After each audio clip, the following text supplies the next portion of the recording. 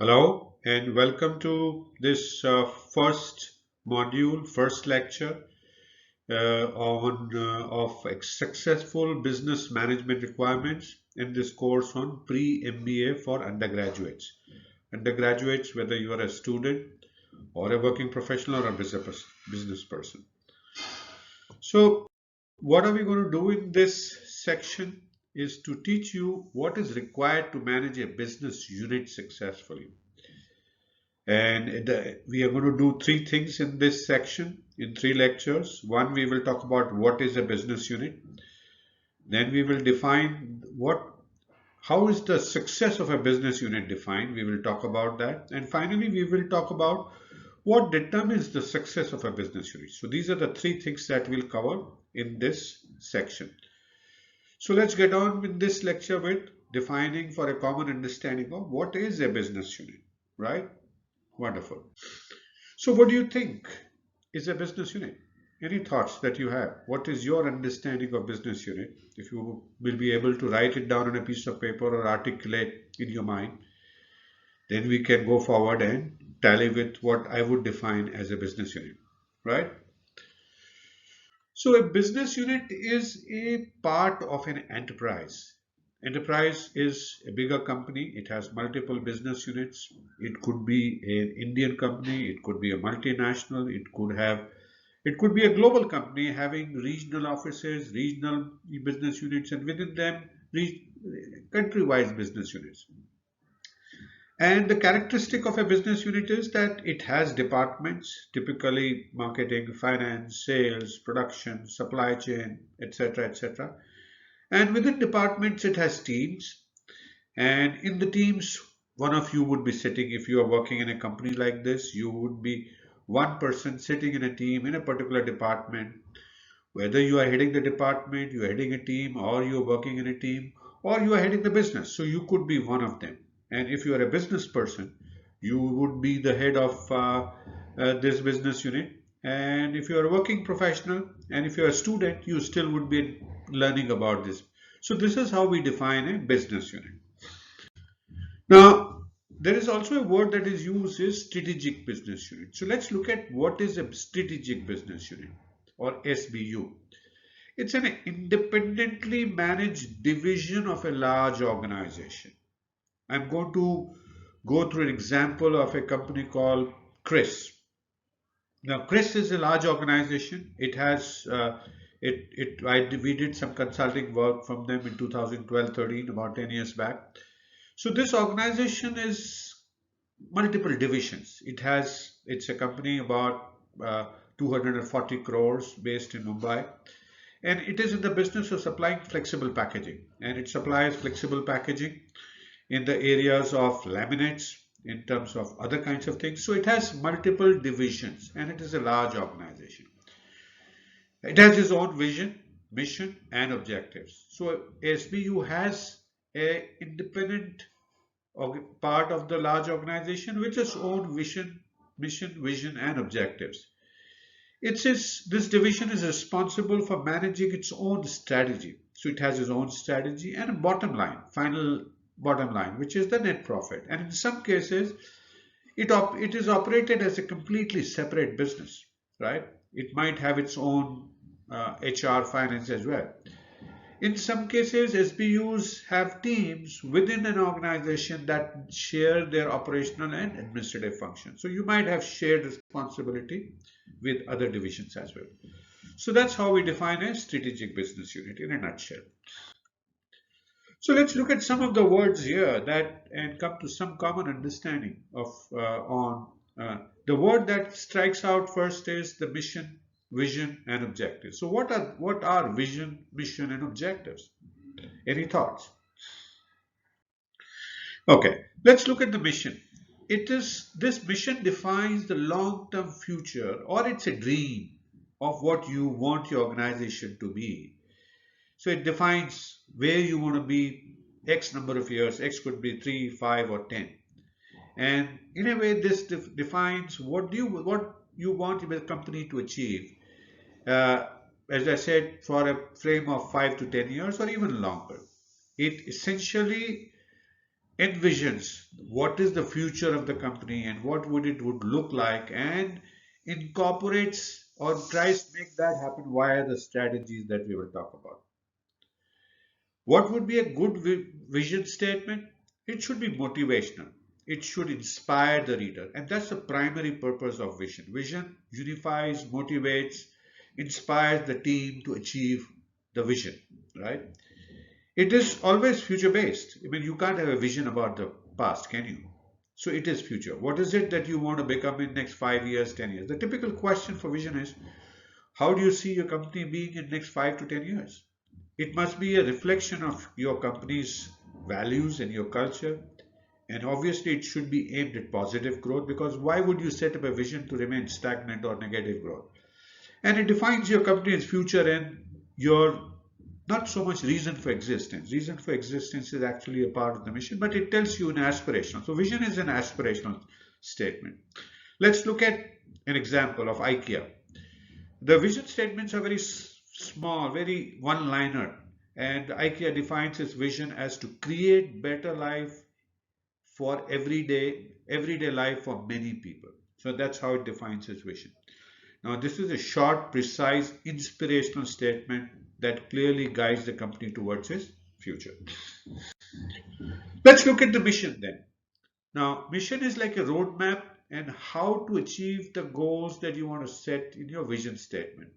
It defines the purpose of the organization. That is the most important part of that. It is a reason for existence of the company. And it is generally longer than a vision. It covers what is the business of the company, who the company serves, the reason for existence, and how should they go about day-to-day work. So it's a kind of a guiding statement on the company's two companies' employees on how should they work to achieve the objectives of the company. Now, in a way, the mission statement also motivates, but more than motivate, it guides the people to work hard towards achieving the goals of the company. And it also informs and inspires potential customers, right? So that's about a mission.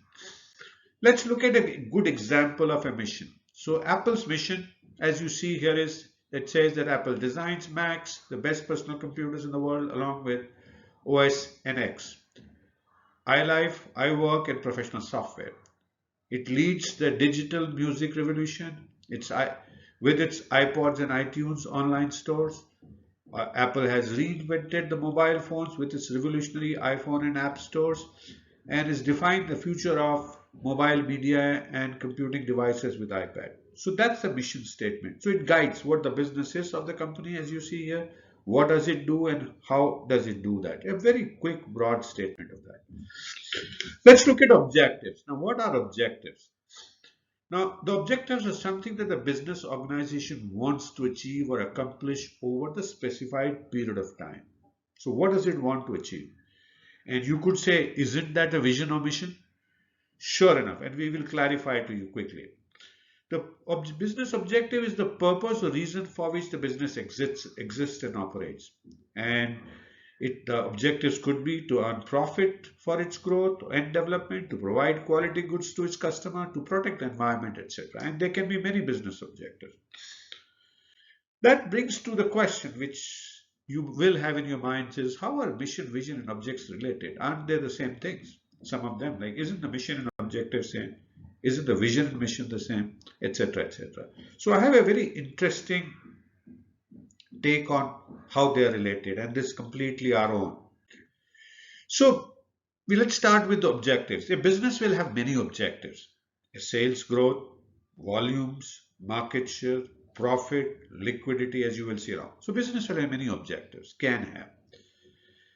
Now, a mission is a sum total of all that. If OI to 1 to N is my objectives, and I could have N number of objectives, normally it will be good to limit N to 6 to 8 maximum. 3 would be minimum and 6 to 8 would be maximum. A mission would be sum total of all that. What all is that you want to do or you want employees to do in the company. So it's a descriptive item where objectives are more one-liners. And out of the many things that you would like to do, What is it that you want to be seen as doing best? And that becomes a mission. Because an ordinary act of doing things, can it inspire people? Doubtful. What can inspire? What inspires every one of us being the best, better than others, and vision articulates that and it becomes inspirational. So you see, the starting block is the objectives of what the business wants to do, wants to achieve, and there can be many from 3 to 8.